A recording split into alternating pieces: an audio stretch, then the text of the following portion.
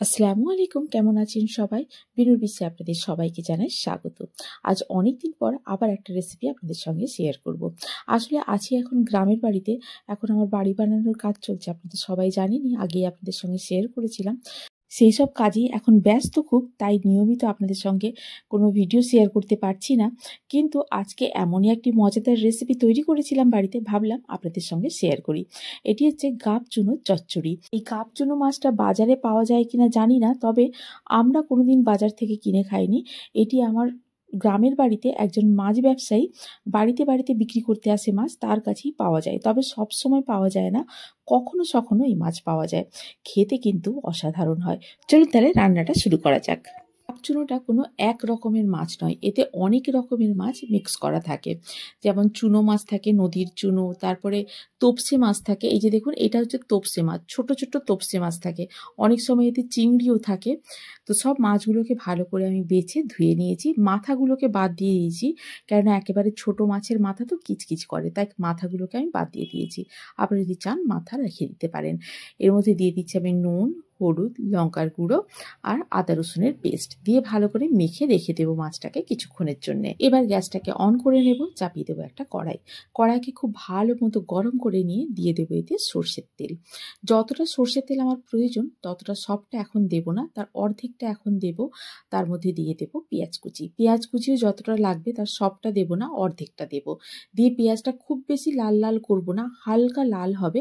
এবারে দিয়ে দেবো আদা রসুনের পেস্ট আর লঙ্কার গুঁড়োটা এইভাবে তেলের মধ্যে দিলে কি হয়, তরকারিটা একেবারে লাল টুকটুকে হয়। তার জন্য কাশ্মীরি রেড চিলি দেওয়ার কোনো দরকার নেই, নর্মাল লঙ্কার গুঁড়োতেও কিন্তু তরকারি লাল হতে পারে এইভাবে করলে। দিয়ে দিয়েছিলাম হলুদ গুঁড়ো, দিয়ে মশলাটা খুব ভালো করে কষিয়ে নিয়ে এবারে মাছটা দিয়ে দেব। এখন কিন্তু জল একেবারেই দেব না, মাছটাকে ভালো করে মশলার সঙ্গে মিক্স করে নেব। মাছটাকে এইভাবে খুন্তির সাহায্যে কড়াই চারিদিকে ছড়িয়ে দেব, যাতে মাছটা তলাটা খুব ভালোভাবে ভাজা ভাজা হয়ে যায়।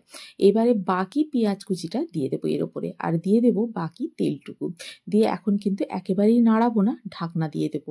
আঁচটা থাকবে আমাদের মিডিয়ামে। 3 থেকে 4 মিনিট ঢাকনা দিয়ে রেখে তারপরে ঢাকনাটা খুলে নিয়ে এবারে দিয়ে দেবো অল্প সামান্য পরিমাণে জল। এখন কিন্তু একেবারে নাড়াচাড়া করবো না জল দেওয়ার আগে, জল দেওয়ার পরে তখন মাছটাকে নাড়াচাড়া করব। জল দেওয়ার আগে যদি মাছটা নাড়াতে যায় সেক্ষেত্রে কি হবে, ছোট মাছ তো কড়ার সঙ্গে আটকে গিয়ে ভেঙে যেতে পারে। তাই এইভাবে করলে মাছগুলো গোটা গোটা থাকবে কিন্তু ভাজা হয়ে যাবে।